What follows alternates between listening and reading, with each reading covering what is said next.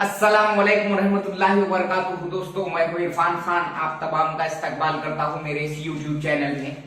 हमारा सिलसिला चालू है ज़हनी आजमाइश और रियाजी। हमारा फोकस है रियाजी और ज़हनी आजमाइश पे। कल मैंने एक डाला था जनरल नॉलेज पे, जो कि कल जो दो घटना हुए उसके ऊपर। अंडर 19 का वर्ल्ड कप जो कि करंट अफेयर है, जनरल नॉलेज में पूछ सकता। लता मंगेशकर जी का निधन, ये दो चीजों के बारे में कल मैंने वीडियो डाला। वीडियो देखो, मैं बार बार बोल रहा हूं। अपनी जो चीज है ये 12 महीने का, ये पढ़ना पढ़ाना ये चलते ही रहता। यूट्यूब के जरिए बहुत सी चीजें हम अक्स कर सकते, अक्स से बोलते हैं उसको, अक्स कर सकते हैं, ले सकते हैं, है ना।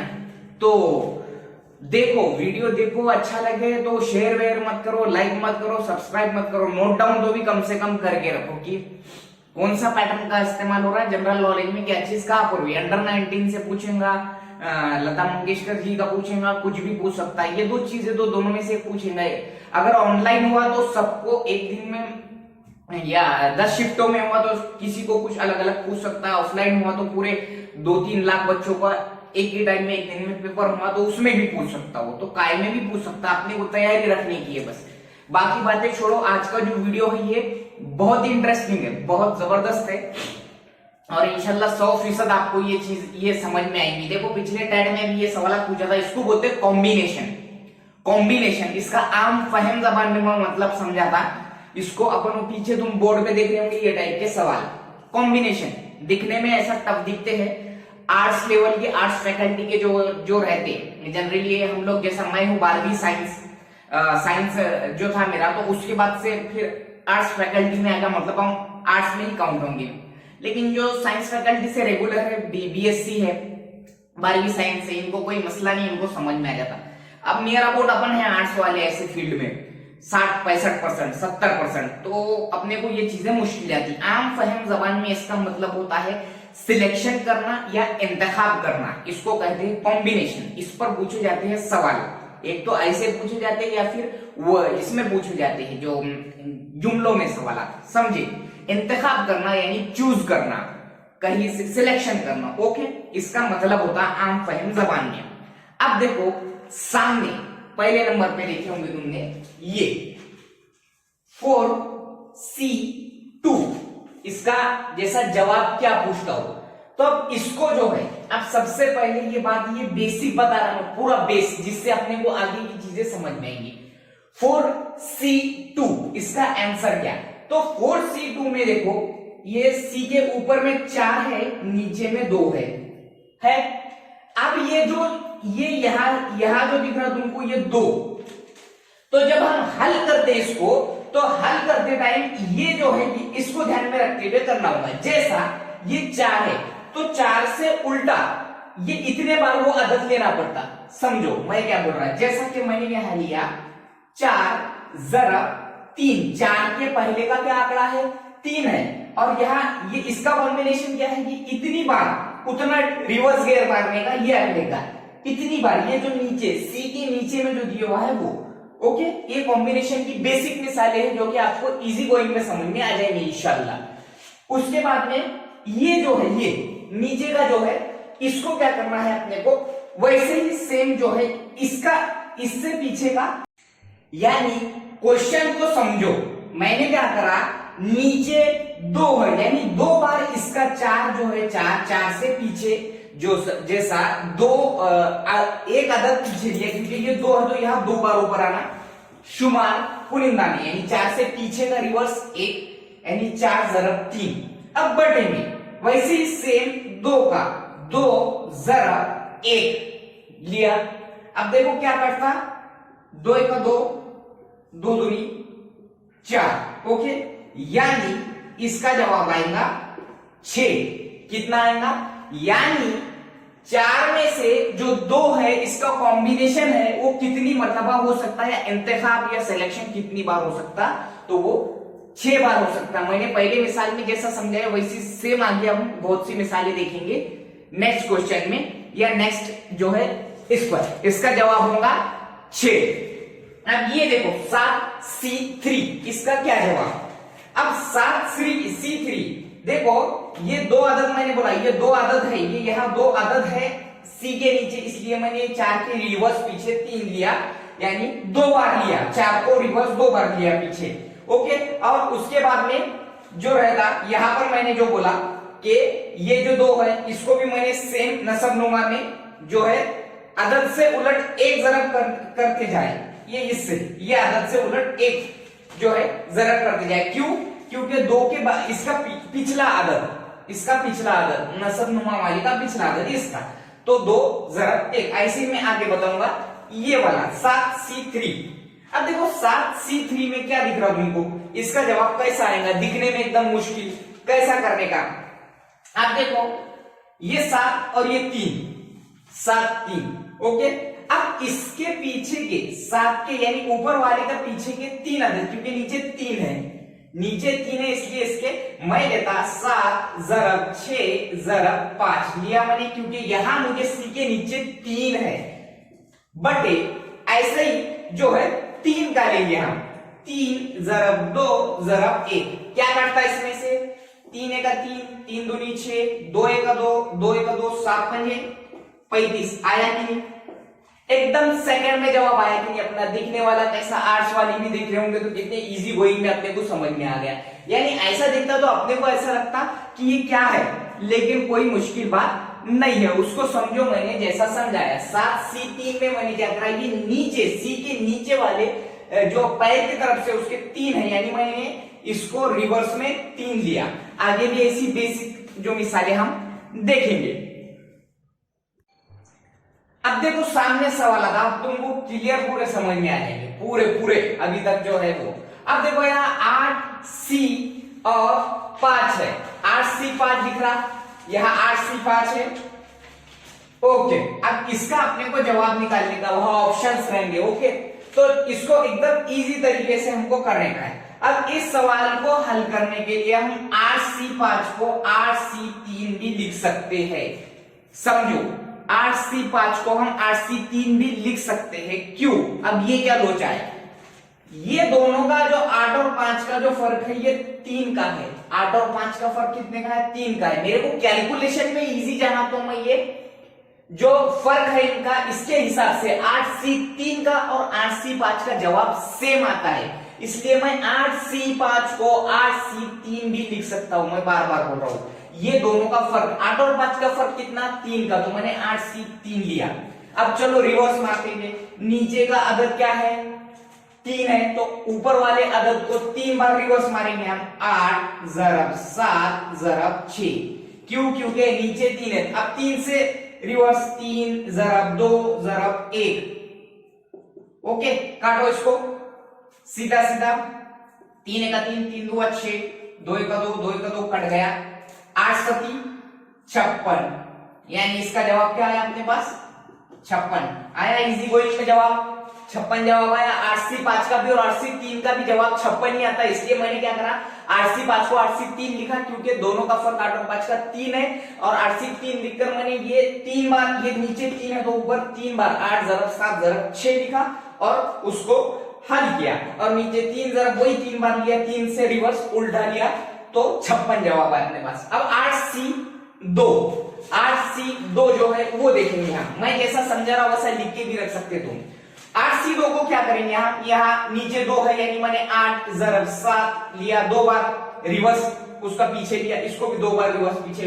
अब 2 जरब 1 बोले बात सीधा सीधा 2 ही है, 2 एक 2, 2 चौक 8, तो 4 सके 28, यानी 8 में से 2 कितनी बार इंतखाब कर सकते हैं हम, 8 में से 8 खिलाड़ियों में से 2 खिलाड़ी, कॉम्बिनेशन का मतलब ये इंतखाब करना, वो खिलाड़ी हो, वो चीजें हो, वो इंसान हो, वो कोई गेंद हो, कोई बल्ले हो, कोई भी हो, तो 28 मर्तबा कर सकते हैं, इसका जवाब 28 आया, ओके। अब देखेंगे हम 5C4, ओके, 5C4। अब देखो सबसे पहले 5C4 का जवाब क्या आएगा। अब सीधी सी बात एग्जैक्ट में रखो, साइंस वाले जो होंगे वो इजी गोइंग में इसको उनको समझता हूँ ये, लेकिन आर्ट्स वालों को बार बार जो है हमारे जैसों को समझना पड़ता है इसको। 5C4 यानी 5 और 4 का फर्क कितने का, 5 और 4 दिए हुए अदद में कॉम्बिनेशन में फर्क कितने का, तो 1 का। जब भी कॉम्बिनेशन के अंदर फर्क एक का हो तो सीधा सीधा जवाब ऊपर वाला हिस्सा होता है। ये लिख के रखो नोट, जब भी कॉम्बिनेशन में फर्क एक का हो, 5C4 4 और 5 में एक का फर्क, तो सीधा सीधा जवाब ऊपर वाला अदद होता है। ये बात जहन में रखो। अब आ जाओ 5C1।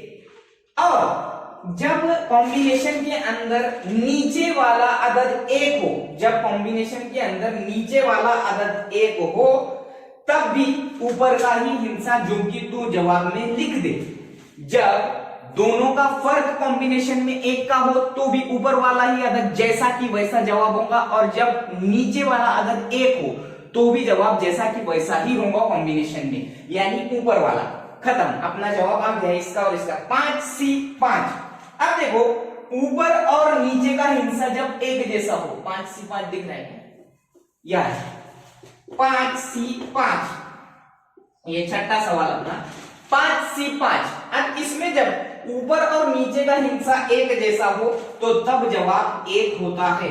3 जुमले लिख के रखो। कॉम्बिनेशन के अंदर जब ऊपर का और नीचे का एक जैसा रहा तो एक जवाब आता, जब नीचे का एक अदद रहा और ऊपर का कुछ अलग रहा, नीचे एक रहा कॉम्बिनेशन में, तो जवाब आता ऊपर का अदद जैसा कि वैसा, और जब नीचे और ऊपर वाले में एक का फर्क हो कॉम्बिनेशन में तो जवाब आता है कितना, ऊपर वाला जैसा कि वैसा।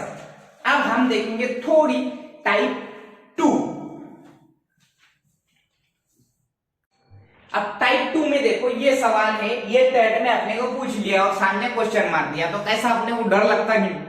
जनरली हम लोग डर जाते हैं ऐसा सवाल पूछे तो। 1 मार्क का सवाल है वही, है ना, मैरिड जो है 1 मार्क से ही अक्सर जाते रहती, तो अपने को घबराने का इसमें कुछ भी नहीं है। अब देखो 3C2 या 4C2, इसका जवाब क्या है? यानी 3 में से 2 को और जो है 4 में से 2 को चुनना है, तो वो कितने बार हम चुन सकते हैं। अब यहां पर जहन में रखो, जब भी कॉम्बिनेशन में जरब का निशान आए, जरब का, जब भी कॉम्बिनेशन में जरब का निशान आए उसका मतलब होता है और, याद रखो, एंड, और आनी, जिसको हम मराठी में बोलते हैं और। इसका मतलब देखो मैं यहां लिख रहा, जरब आए तो ये और, जिसको हम एंड बोलते हैं। ओके, ये बात परमानेंट जहन में रखो। मैं बार बार यहां पर भी लिखा हूं, 3C2 और 4C2, 3 में से 2 और 4 में से 2 कितनी मर्तबा चुन सकते हैं? अब अपने को थोड़ा डर लगता है ऐसे सवालों में, लेकिन अपने को क्या करने का, हल कैसा करने का। देखो मैंने क्या बोला, जब भी दोनों का डिफरेंस एक हो, हल कर रहा हूं मैं, यहां हल है अपना। ओके, तो जो कि तू जो है दोनों का डिफरेंस एक में ऊपर का जवाब रहता है। यहां ऊपर क्या है, 3 जरब दिया मैंने। अब यहां 4C2 में यहां 2 है, यानी मैं 4 से पीछे 2 लूंगा, 4 जरब 3। अब ये 2 से कितना भी पीछे 2 लिया तो ये तो 1 आ रहा है, 1 छोड़ दो, 2 का 2, 2 दूनी 4, यानी ये हो गया 3 और ये 2 किया 6। देखो कितना जबरदस्त अपना जवाब आया। क्या करें हमने, 3C2 और 4C2, यानी 3 में से 2 और 4 में से 2 कितनी मर्तबा चूज कर सकते हैं, इंतखाब कर सकते हैं या उसको सिलेक्शन कर सकते हैं। क्या करा मैंने पहले ही बोला कि जब भी दोनों का डिफरेंस एक का हो तो जवाब ऊपर का जैसा कि वैसा आता, मैंने वो लिया, जरब को जरब दिया, जरब का मतलब और होता कॉम्बिनेशन में, और ये यहाँ नीचे 2 रहता, नीचे 2 रहा उसको ऊपर वाले को उत्तर रिवर्स लेते रहते हम, है ना। तो मैंने क्या करा, यहाँ 4 जरब 3 लिया, यानी 2 बार ना, 4 जरब 3 यानी 2 बार लिया, और नीचे भी 2 चौक 2 दूनी 4 किया, 2 किया 6, ये 3, ये जरब 6, ये 18 बार उसका सिलेक्शन हम कर सकते हैं, जहन में रखो। ओके, अब इसी अमल में, अब जैसा मैंने बोला जरब है, अब इसी अमल में अगर मिसाल के तौर पे जमा का निशान आ जाए, यहां जमा का निशान आ जाए, तो इसका मतलब होता है जमा के निशान का और, किंवा या, उर्दू में हम जिसको या बोलते हैं, और ये या तो वो। अब इस पर जो है हम अगली मिसालें देखेंगे कैसी लिखने, यानी कि सवाल जो पूछता ना वो, जिसको शाब्दिक प्रश्न बोलते हैं, जिसको हम यानी अल्फाजों में जो सवाल पूछता, उसके कुछ सवाल देखेंगे हम। अगला जो है सवाल हम जो एकदम जिसको हम बोलेंगे सवालिया अंदाज में जो रहता है, जो फिगर्स में नहीं देता वो। ओके, अब सामने देखो सवाल, ये सवाल जो है पूछे गए सवाल आता है एमपीएससी में। 15 खिलाड़ियों में से 11 की जो है क्रिकेट टीम कितने बार इंतखाब कर सकते हैं, कितने बार सिलेक्ट कर सकते हैं? 11 लोगों की टीम 15 लोगों में से कितने बार, राउंड टू राउंड जो रहता वो। अब इसका जवाब अपने को कितने बार अपन उसको हल करके फॉर्मूले में से करके बचेंगे। तो देखो मैं क्या बोल रहा, सवाल का मतलब समझो, यानी वो क्या बोल रहा 15C 11 बोल रहा हूं, सीधा सीधा 15 कॉम्बिनेशन C4 कॉम्बिनेशन 11। अब ये देखो मैं क्या बोल रहा यहाँ पे कि ये इसका सवाल का मैंने ऐसा ऐसा उसका जो है ये है वो लिख दिया, उसकी टाइप ये है। अब देखो तो मैं 15C 11 को 15C 4 भी लिख सकता। आप बोलेंगे क्यों? क्योंकि 15 और 11 में 4 का फर्क है 15। अब ये मैं क्यों लिख रहा, जब भी ऐसा आ जाए ये मैं क्यों लिख रहा, क्योंकि मुझे कैलकुलेशन में जो है बहुत ज्यादा आसानी होगी, कैलकुलेशन छोटे पैमाने पे होगा। तुम कब तक 15 से रिवर्स 11 बार जाएंगे। तो अब देखो मैं ये सवाल का जवाब हल कर रहा, 15 चूंकि नीचे 15C 11 और 15C 4 का जवाब एक ही रहता है, इसलिए मैंने उसको शॉर्ट कर दिया। दोनों में 4 का डिफरेंस है, इसलिए मैं 15C 11 को 15C 4 लिख रहा, ये मैंने लिखा। अब ये नीचे 4 है, इसलिए मैं 15 को जो है रिवर्स पीछे लूंगा, 15 जरब 14 जरब 13 जरब 12, 1 2 3 4, ये देखो 4 है। अब नीचे वाले को भी सेम मैं वैसा लूंगा, 1 4 3 जरब 2 जरब 1 1, तो कोई भी जो भी ये रहता हूँ। ओके, यहां कटना है 4 का 4 4 थिया 12, ये 3 से कट गया, ये 2 1 का 2 2 सत्ती 14, यानी 15 जरब 7 जरब 13, ये इसका जो भी जरब आएंगी वो, तो इसकी जरब आएंगी कितने 13 सत्ती 91, 15 का 15 के 5, यानी कि वो हो जाएंगे 1365। यानी मैं 15 खिलाड़ियों में से 11 खिलाड़ियों का कॉम्बिनेशन या सिलेक्शन जो करूंगा वो 1365 बार कर सकता हूं। ये बात ध्यान में रखो। देखो सवाल कैसा था और हमने हल कैसा करे। मैंने यहाँ उसको शाब्दिक प्रश्न को मैंने यहाँ फिगर वाला जो है रूप दिया, और उसको मैंने बोला कि ये दोनों का डिफरेंस जो है बड़ा आदद है, इसलिए मैंने उसको शॉर्ट करा, उनका फर्क 4 का है, यानी मैंने 15C 4 लिया, और 15C 4 को जो अपन ने बोले थे वैसे ही अपन ने करे। यानी मेरे को पूरी उम्मीद है कि ये पूरा समझ गया होगा। नेक्स्ट सवाल लेंगे।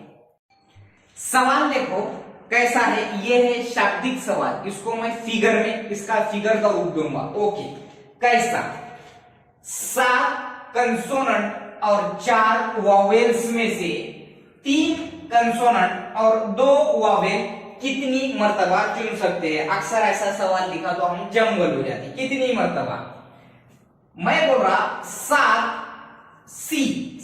कंसोनेंट में से 4 वॉवेल, तुम ये 4 यहां लिख देंगे 7C 4, कंसोनेंट में से कंसोनेंट चुनने का है अपने को, इसलिए मैं 7 कंसोनेंट में से 3 चुन रहा, इसलिए 7C 3 लिखा मैंने। और मैंने पहले ही बोला, ये देखो यहाँ और मतलब जरब, यहाँ बहुत दिमाग का खेल है, ये ज़हन में रखो, हो रहा मैं बार बार। जरब का मतलब और, जमा का मतलब या क्यों।